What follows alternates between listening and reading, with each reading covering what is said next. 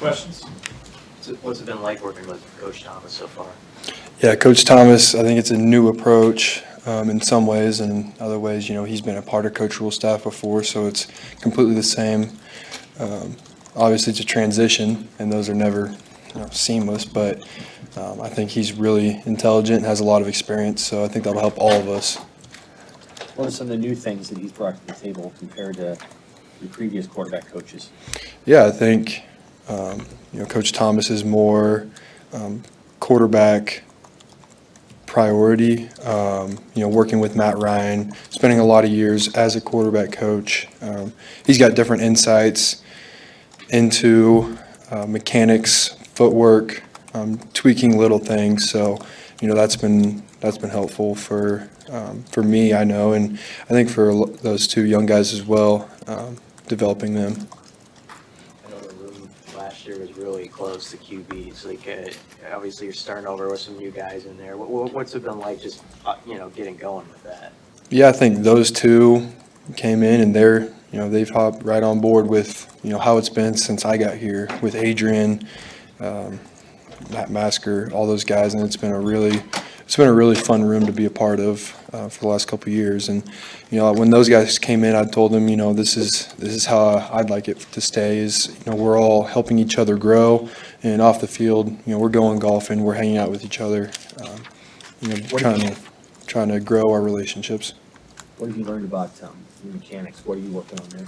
Yeah, I mean, a lot of the things last year that resulted in accuracy, I wouldn't say issues, but just some things that even against Michigan, batted balls, dropping the elbow down a little bit. So, that's something that Coach Thomas and I have been working on, and I'm going to continue to work on this spring into the summer. And I think that'll help a lot with some of those issues that I had last year that hopefully just improve.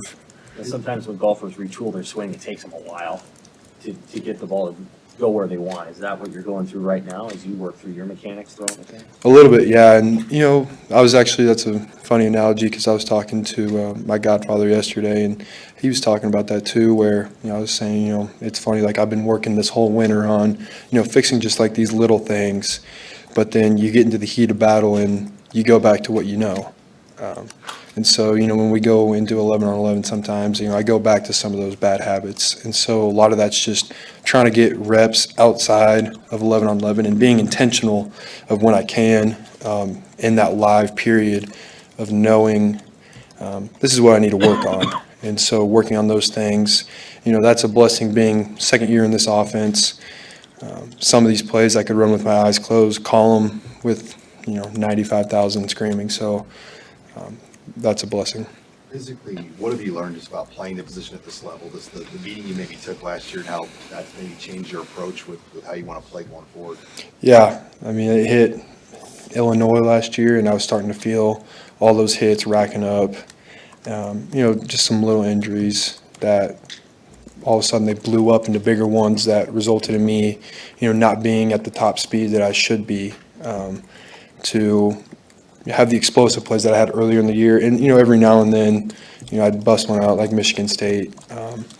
But I think I wouldn't say that I want to change my style of play. I still want to be a physical downhill runner that punishes, but at the same time, being smarter with my body, knowing when to be that runner and when maybe, if I get the first down, maybe just get out of bounds, don't take an unnecessary hit. So I think all of that experience from last year will carry over and have even more this year.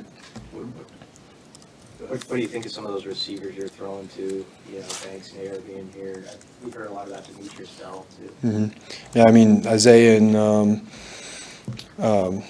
obviously D. Bell, he was here last year, second year in the offense. He's grown a lot. And then, the two older guys, those guys are really big, really fast, and, great ball skills. So it's hard to miss them, even with our offensive line. You can kind of see them just through the cracks, and that makes it easier on us, anticipating windows. And even, obviously jump balls with big guys like that are a lot easier.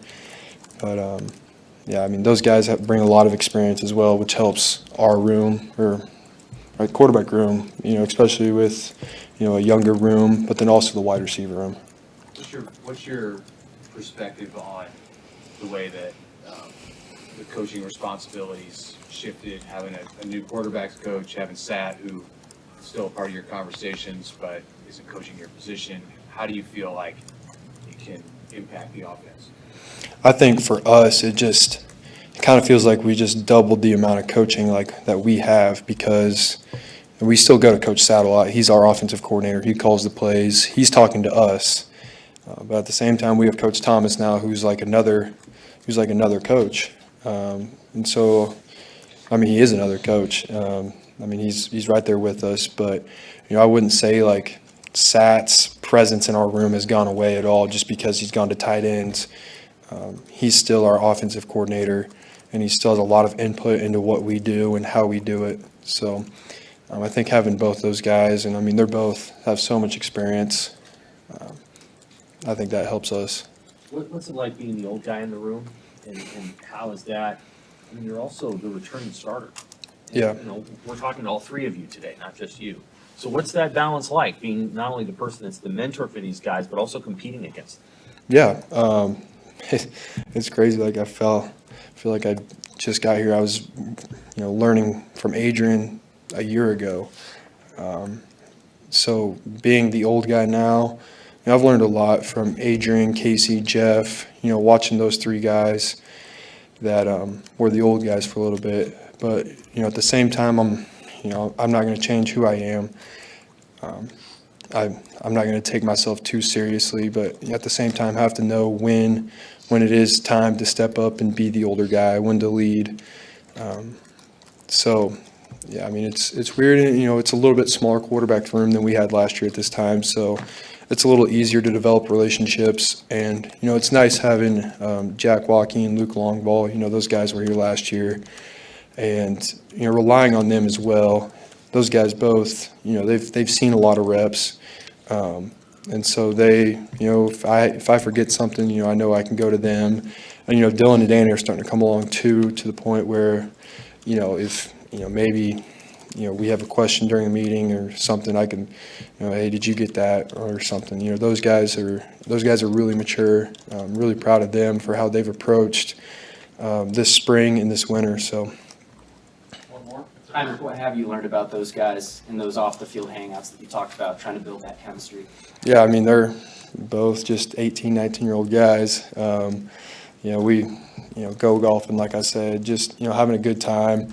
When we're out of here, we all try to just relax, have fun, and, whatever it is. They're really fun guys to be around. And, can't wait to grow relationships with both of them. I have to ask, what led to the Rattlesnake Boys winning day one? That's your team that you're leading, so what led to that? Yeah, so, the Rattlesnake Boys, we've been, it's been complimentary football. It's tough because you don't see your defense because obviously, you're on other fields. And so it's kind of a surprise when you all come together at the end and you ask them, hey, how'd y'all do? Because it's not like regular where you're watching them. So it's been really, really complimentary, day one. We had a decent day on offense, and they were lights out. And then, I can't spoil the results for what happened Tuesday or today, but, it's just been back and forth, us lifting each other up. So I think hopefully that continues and Rattlesnake Boys can come out on top. All good? All right. Thank you guys.